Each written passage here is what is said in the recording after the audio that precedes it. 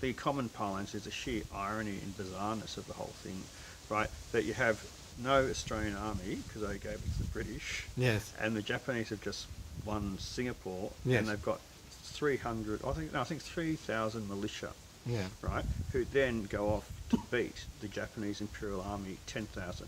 Yeah. Now 3-1, you generally lose, Okay. and these are militia, so it'd be even like it'd be 1-1, you lose. So what? Sorry, what do you mean by militia? I'm not familiar. Well, the with the term. Australian people that went over there weren't actually the army at that stage; they were militia.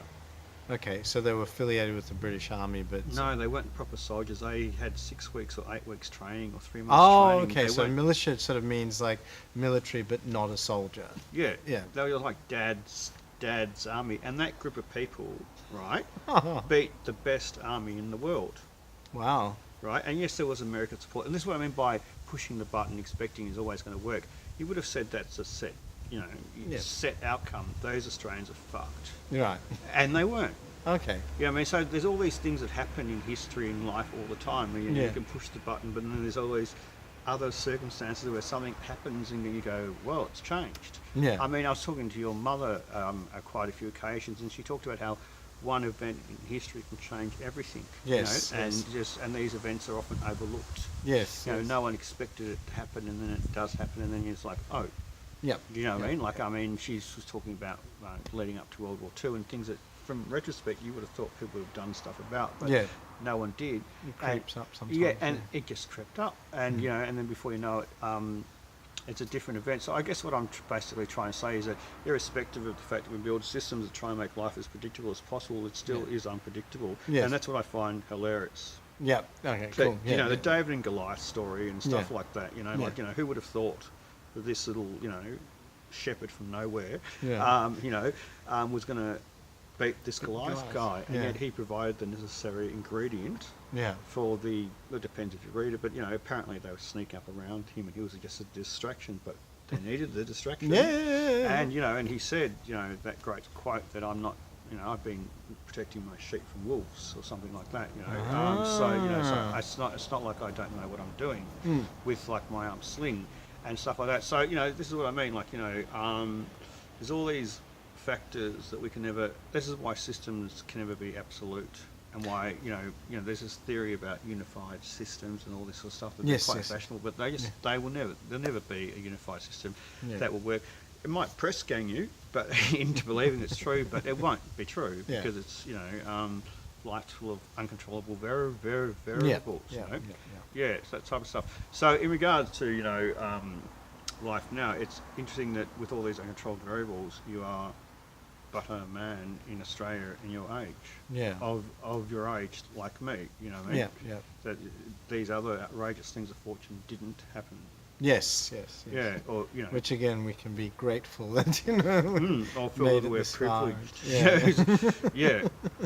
Yeah. I mean, I think what I'm sort of querying there is I think people are talking about a lot of things, and then they're using just one word to talk about a lot of things. Yes. And that's all I'm just getting at with that one. Yeah, that makes a lot of sense. Mm.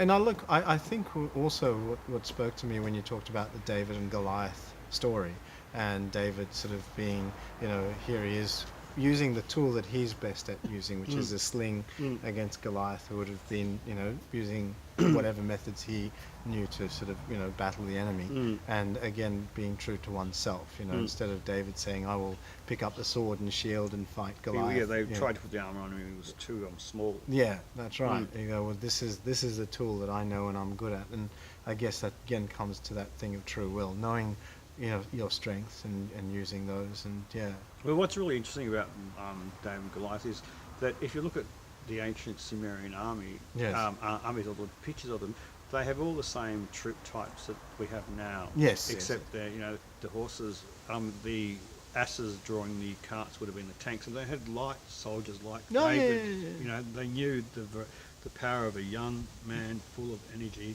that was not very heavy in speed. Yeah. And that sort of. So it's just funny because when you read that, you sort of see this classic battle between speed versus strength. Yes, You yes. know, or something like that. But you know, it's not that people didn't know about it. Oh, yeah, I mean, yeah, they've yeah. got thousands. I just finished learning Babylonian, believe it or Oh, not. cool. Yeah, it was a very interesting clean cleanser for the brain because it's Yeah. sort of like Hebrew, but it's not like Hebrew, right? Yes.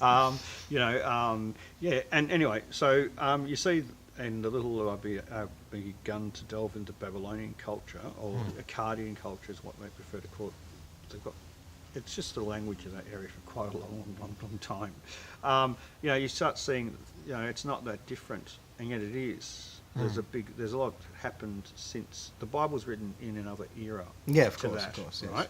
Oh, the Torah and the Tanakh, but it's, you know, it's still a lot of continuity, and it's just I find that just quite interesting to see that there's a lot of stories. Like I was reading Job and going, oh, this is Marduk.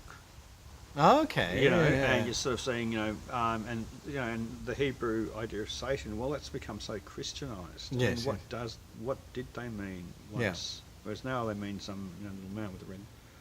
Did you ever get that when you were a kid with the horns and the red jumps, the red jumpsuit? I don't remember being talked. I don't remember the concept of devil and Satan really being talked about a lot when I was a kid.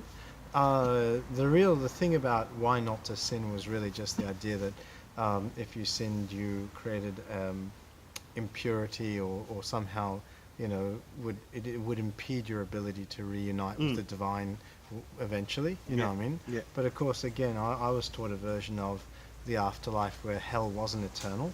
Very much wasn't eternal, and it was very much like a purification, a place of purification to then eventually be reunited. So a very different kind of trip, I think, to your average Catholic boy. Yeah. Yeah, and is that common in Judaism? I have no idea. Because I always find I have no Judaism idea. varies enormously. I had one golden moment where I was with these Satanists and these experimental Hasidic Jews. Yeah. And basically, how this happens, it happens. You know, it was in Sydney, and the Satanists were saying, "Oh, we're Satanists," and the Jews were going, "So?" Yeah. As if like And we've been told I saw that in Melbourne with Yeah. one of the Satanist friends of yours trying to get things printed, and the only people who'd print it were the Jewish printers because they didn't care. No, because they've been called Satanists all their lives. Yeah, I yeah. mean, they thought it was an empty term, you know. And they just sort of thought, oh yeah, well, isn't everybody that isn't part of the Christian church? You know, I just thought it was really. It just you should have seen the absolute non-reaction of the Jewish people. It was hilarious. Like these guys thought they were dropping an atomic bomb, and these people were like, Whatever. yeah, no, but even that's too overstated. Or like, you know, just like politely wondering why people are talking about the fact they've got, you know, they've been to the toilet or something. You know, Yeah. it was just really funny. You know, oh yeah, well and yeah, I don't know.